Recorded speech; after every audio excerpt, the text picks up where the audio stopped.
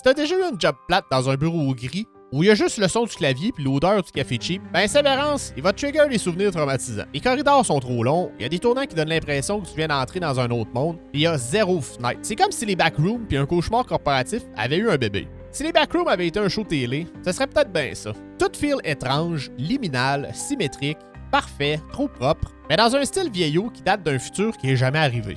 Puis la musique, c'est une solide soundtrack anxiogène.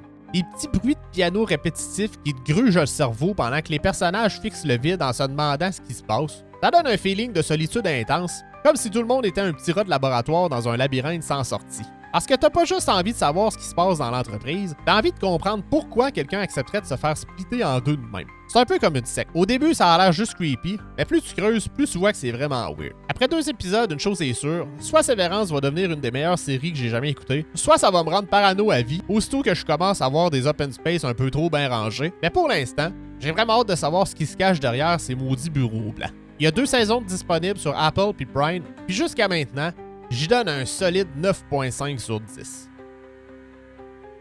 C'est ça. Bye.